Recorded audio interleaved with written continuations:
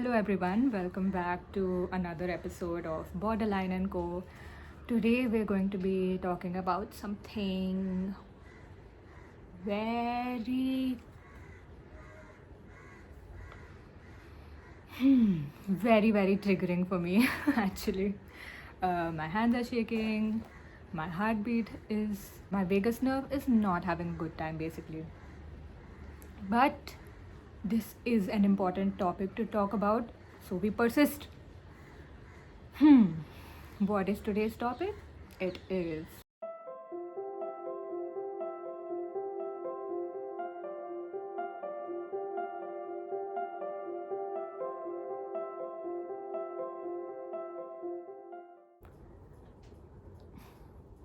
this is a very difficult topic to talk about, but I will find a way to make jokes.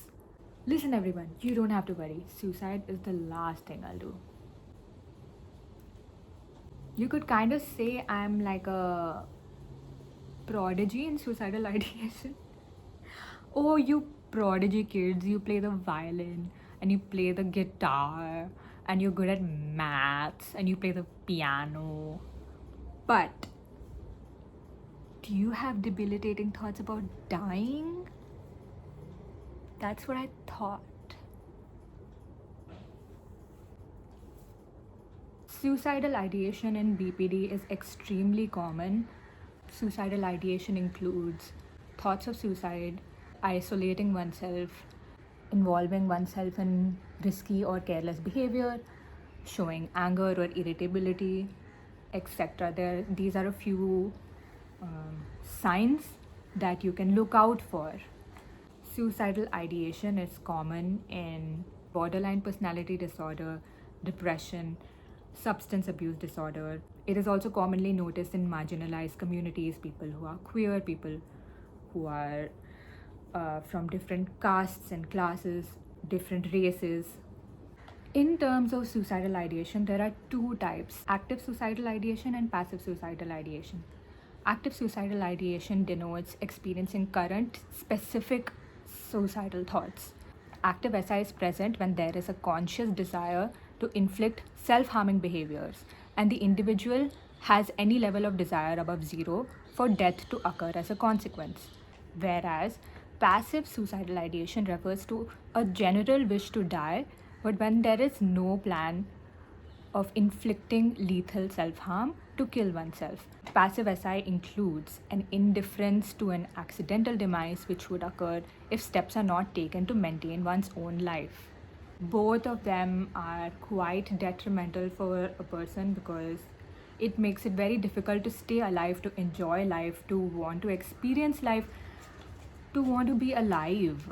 Some ways to cope with suicidal ideation is understanding your triggers, treating your body right, doing things you enjoy, finding a community, and allowing yourself some time to relax.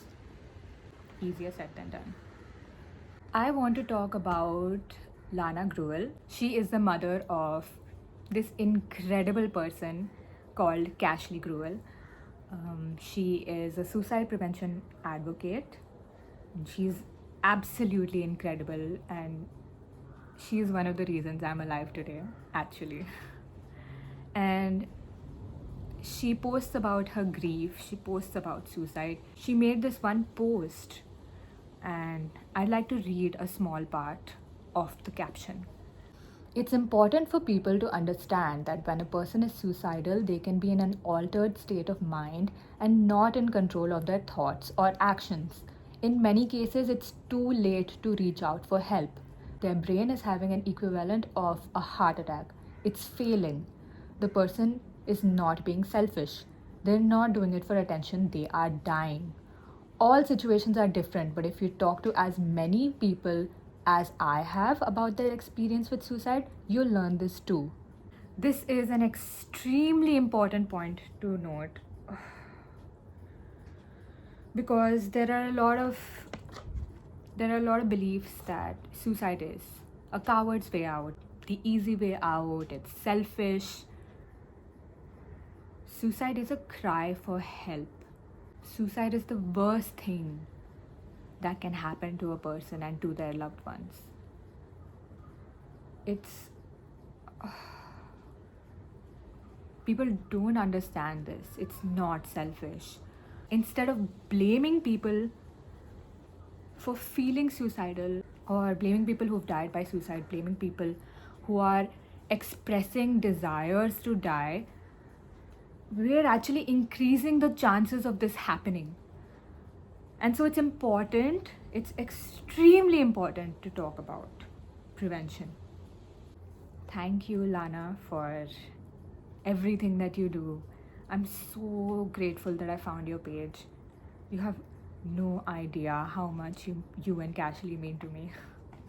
It's incredible. Thank you. Thank you for being so vulnerable and for sharing your story with the world, because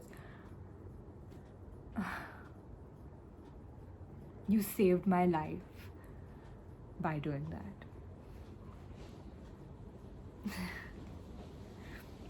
Thank you. Okay. On to the next topic.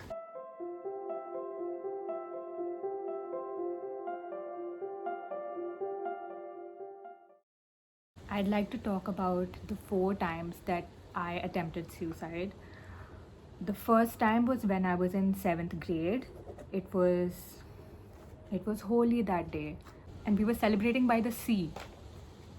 There was a high tide, and I walked towards the railing, and I almost jumped into really chaotic water. Is that the right word to use? IDK. Oh shit. Somatic symptoms, give me a moment.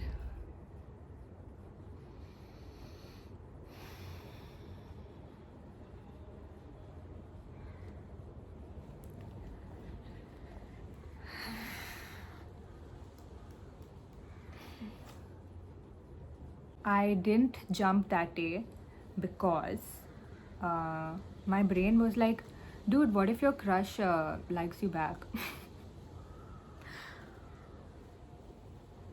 Unrequited love can save lives, actually. In my previous video, I talked about my first love. This was the same person. And my brain was like, listen, I know that this person doesn't talk to you anymore and shows no signs of liking you, but what if? And I was like, you know what? For that plot twist, I might just stick around. And I did. It's been a decade, and no, he doesn't like me back. But that's okay. It's not okay. My second attempt was in 10th grade. I was under a lot of pressure, academic pressure to perform. That I had given to myself, by the way. My parents were pretty chill. And I was just like, oh my god, 10 CGPA nahi mila to zindagi kharab ho jayegi. So yes, that manifested into suicidal thoughts. And one night, I decided to drink phenyl as an attempt to end my life. I drank as much as I could, and then I could not breathe, and I didn't know how much I need to drink to kind of pass away. And I informed my then boyfriend about what I had done. And the next day I showed up to school, and he was waiting in front of my class because he was so scared.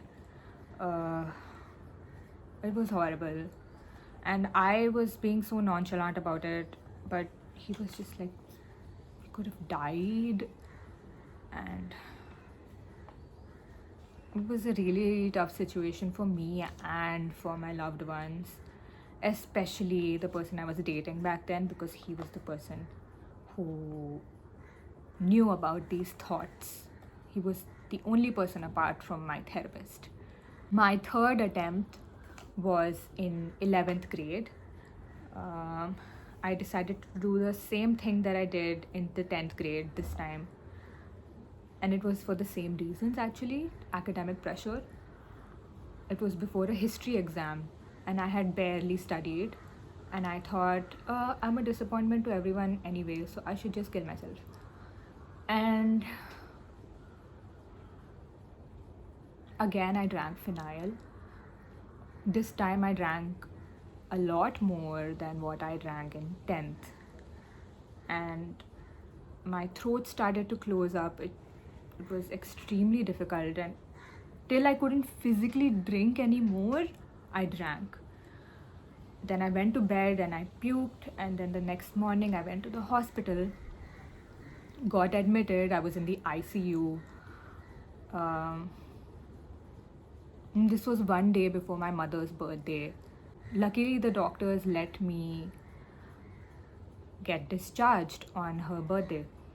And I went and I bought her this bouquet of organic vegetables because she really likes organic food. And she just could not appreciate the gift that I had gotten her, because we had just gotten out of the hospital. And we were just like, it was a very uncomfortable situation for my parents, for me, for my best friends at that time, for the person I was dating at that time. We were 8 days into our relationship, and he gets the news that I tried to. But it was quite horrible. My 4th attempt was last year in April. This was during my psychotic episode. This one's the most difficult to talk about, I think. For this attempt, I put the onus of like doing the act on another person. I put myself in a very dangerous situation, which was venturing out at 3 a.m. And I put myself in a dangerous situation so that I would not have to do the physical act. Someone else would do it for me. I expected to get murdered or abducted or something. And also while leaving the people I was with, I lashed out so that it would be easier for them to hate me and accept my death. Fuck.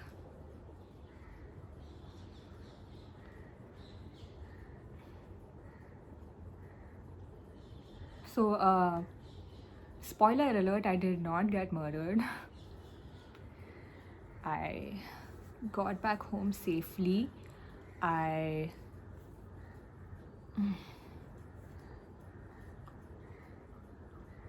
got back home safely and tarnished the most beautiful bonds of my life forever. Yay. Oh, fuck, that was so difficult to talk about. Oof.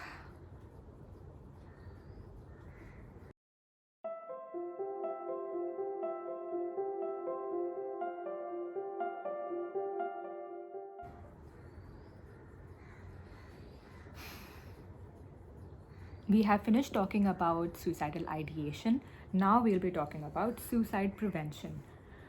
I did a little research, and by that I mean I saw a reel.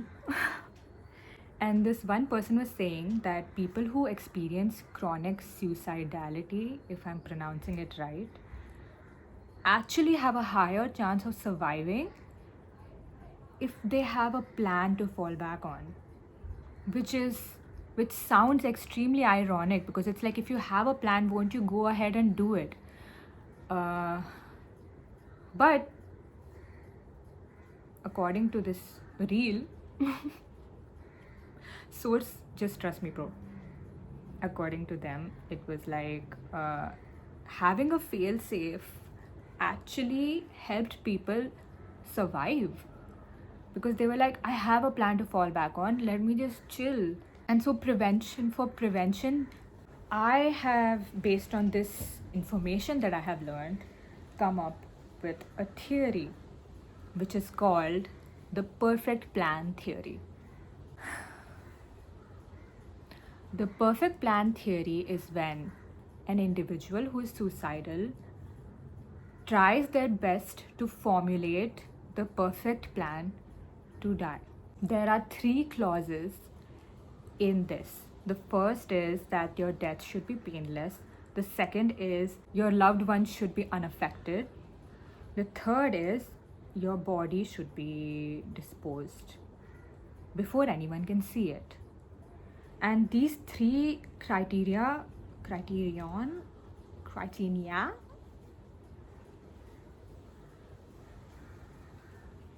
depressed bitches be like, criteria. Shit. Back to talking about suicide. This is how I cope. And so the perfect plan needs to involve these 3 clauses. If you fulfill these 3 clauses, you will have the perfect plan, and then you will be eligible for doing the dyings. So here's the thing about the perfect plan.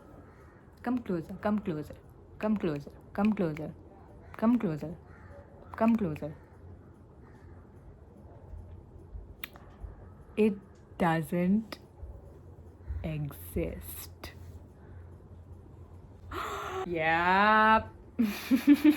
The perfect plan doesn't exist. Let me illustrate with the examples of my own attempts. The first example was my attempt in the 7th grade. Let's talk about the 3 criteria. If I would have jumped into that unstable water, what would have happened? It would have not been painless. My body would not have been found, but my loved ones would have been affected. Second, 10th grade. If I would have died, my body would be found. It would not have been painless. So this doesn't meet all 3 criteria. In 11th grade, again, it would have not been painless. They would have found my body in a bad shape, and my loved ones would have been affected. The 4th attempt, which was last year, it would not have been painless. The reactions of my loved ones could have sort of been dealt with because, like I said, I lashed out as a way to make my loved ones hate me so that it becomes easier for me to die. But it meets one criterion of how they'll find my body, because I would have probably been dumped somewhere or whatever, but it would not have been painless. And so the perfect plan doesn't exist. I would like to talk about what could have been my 4th attempt. I have been planning this since January of this year. I've been going through a depressive episode, which is just not ending for some reason. Yeah, it's been horrible. So much that I started to plan. So this is active suicide ideation. My plan was fuck.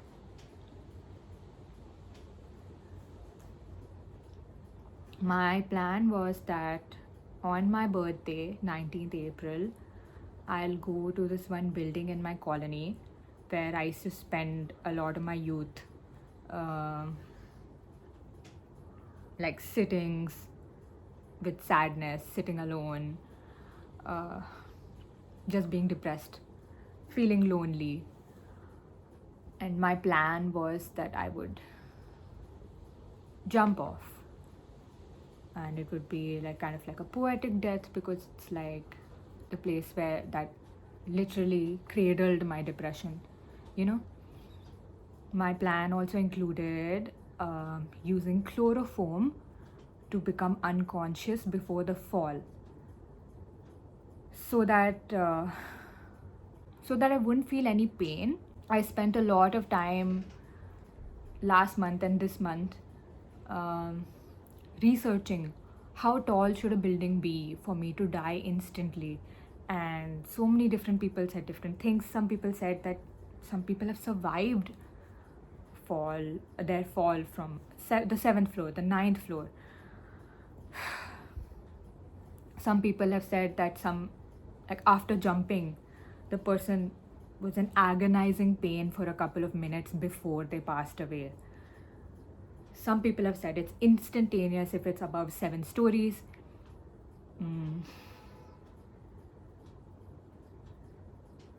I read some news articles as well where people who jumped fell on other people, and so not only did it lead to a suicide death, it also led to an accidental death as a result of the suicide.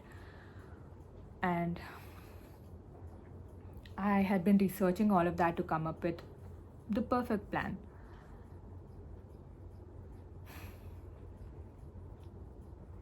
I hate to admit this, but I even went ahead and bought chloroform to make this happen. And I was very dedicated. I kept telling myself, if you don't go through with it this time, you'll never do it, so you have to go through with it. And I made a notebook where I put all of the suicide letters that I've written over the past few years. The first one I'd written was when I was in 10th, the second one was when I was in 11th, the third one was when I was in college, the fourth one was when I was in college part 2, the fifth one was after I dropped out of college part 2.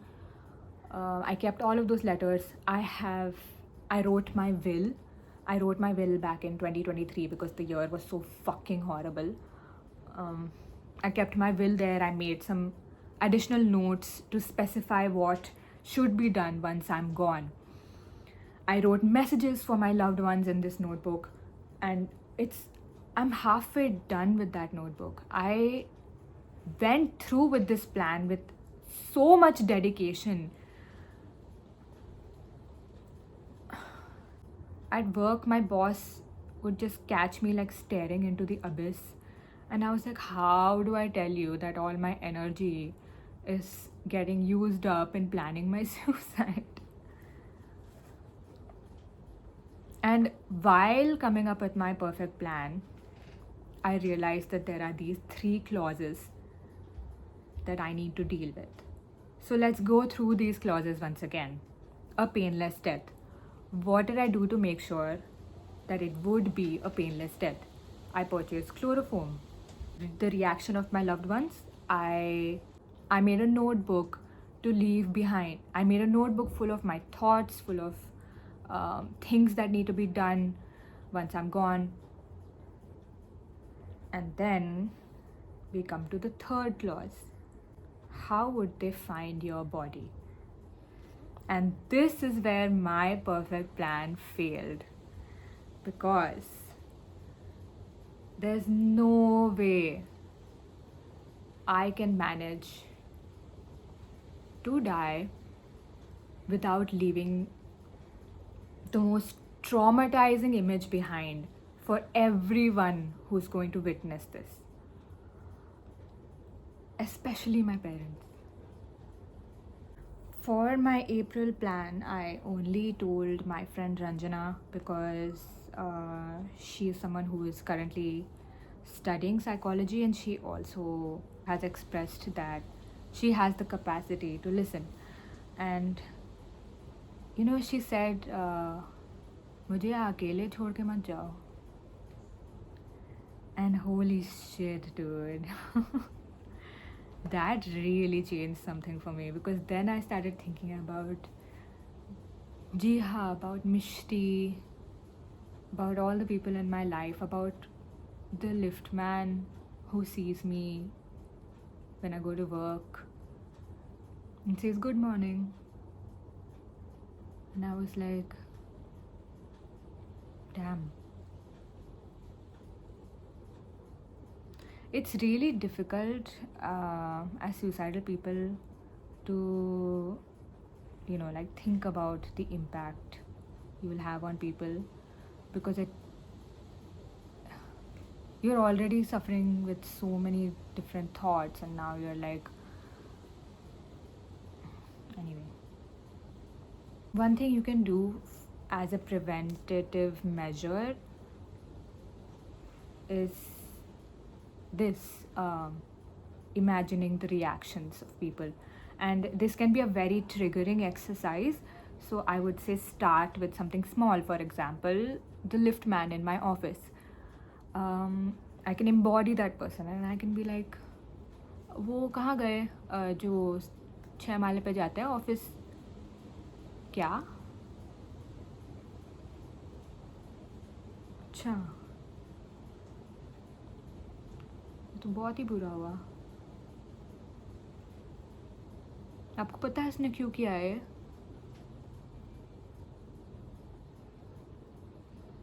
And scene. So start with something like that. Don't jump right into like what will my mom think, because that can be extremely triggering. So start small. It might help. So that's where my plan failed. Also, this is a little silly, but Taylor Swift announced that she's going to release an album on 19th April, which is my B-Day. And I got to know this news while planning my suicide. And I was like, there's no way this is not the universe's sign telling me to not do this. And I'm mentioning this because if you're a suicidal person, I think it's really important to like indulge in this mental gymnastics, arguing with yourself, like back and forth conversation with yourself, because that stalls the process. And I think these 3 clauses, they're impossible. It is impossible to fulfill all these 3. There's no way that, if they don't find your body, it might be a painful death. Even if it's a painless death and they don't find your body, your loved ones will still be affected. If you're going to say, well, I have no loved ones who care about me, I will be affected. Every single case of suicide that I have read about has viscerally changed something in me. So if no one cares, I care. And that means it's impossible to have the perfect plan, because the rash will be affected, even if it's painless, even if your body's been disposed the right way. The perfect plan doesn't exist. This was incredibly difficult for me to talk about, but I really think my experience will resonate with a lot of people. I think I don't want to sound like braggy, but I think it can save a life. And so share this video with people who you think will benefit from knowing about the perfect plan theory. I don't care about subscribers for this video, although it is a good that's also, matlab agar dena hai to de dena. My main thing is that I want to be there for people who feel this way, who feel just like me. This past month and this past week have been horrible, because all I've been thinking about is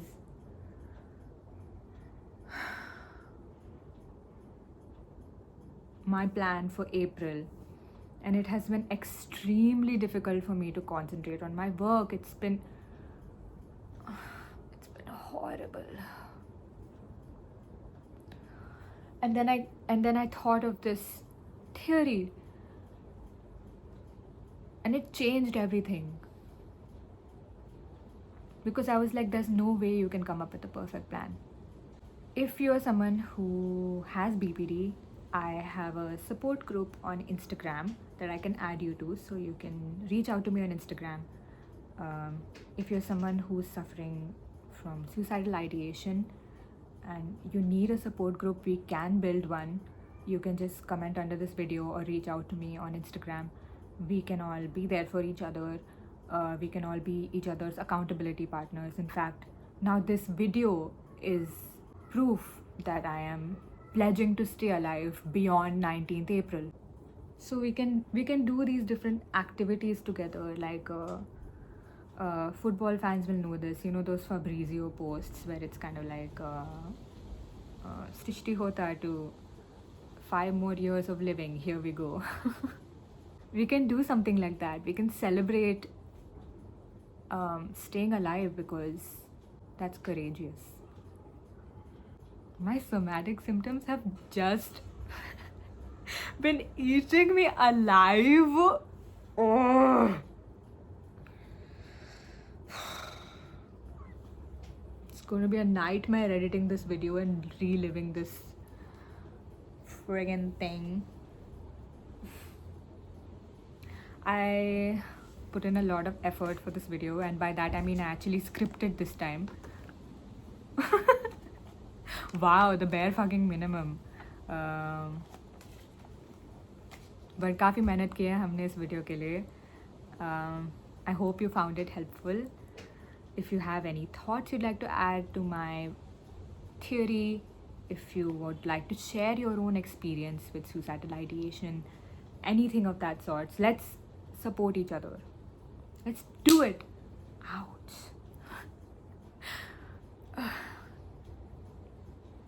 And yeah, take care everyone. Stay safe. And I promise you can do this. I promise you. And I'm here to support you through this. Love you. Bye.